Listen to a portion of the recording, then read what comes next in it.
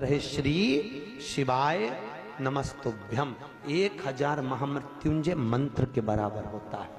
शास्त्र कहता है किसी को हार्ट अटैक आ गया, डॉक्टर बहुत दूर है, एक लोटा पानी लो, उस पानी को पकड़कर श्री शिवाय नमस्तुभ्यम बोलकर कंकर को उठाकर, कंकर जानते हो, किसी भी रोड का किसी भी स्थान का एक पत्थर एक कंकर उठा के पानी के लोटे में डाल दो और श्री शिवाय नमस्तुभ्यम का जाप कर कर 21 बार उतार कर पानी को बाहर फेंक दो, अटैक की बीमारी से भी लोग बच जाते हैं। श्री शिवाय नमस्तुभ्यम का इतना मंत्र का जाप की प्रबलता हो, इतना मंत्र जाप की प्रखरता।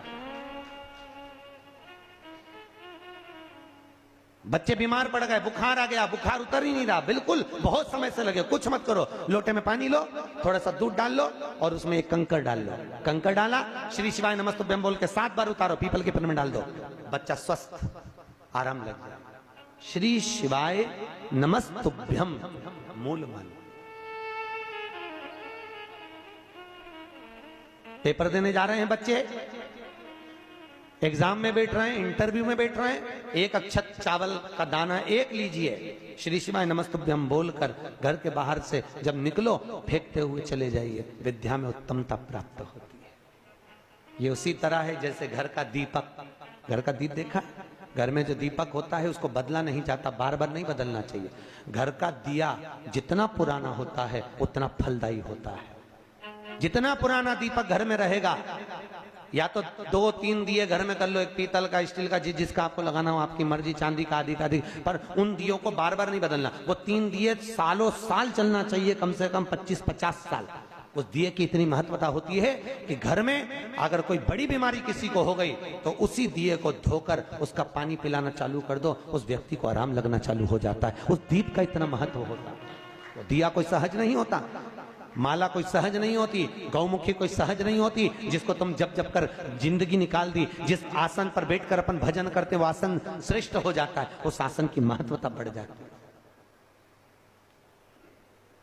कोई सहजता नहीं है, सरलता।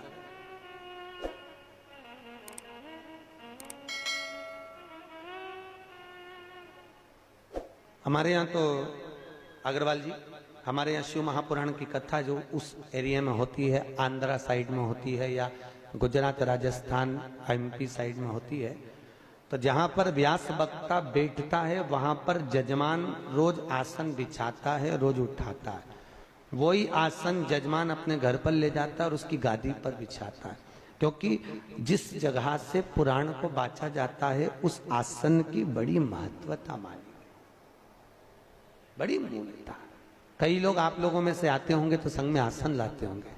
अब यहाँ तो कोई लाया कि नहीं लाया पता नहीं, पर पहले ऐसा नियम था, कथा सुनने जाते थे तो आसन साथ लेकर जाते थे। देखा है आप लोगों ने कि नहीं देखा? बोलो तो।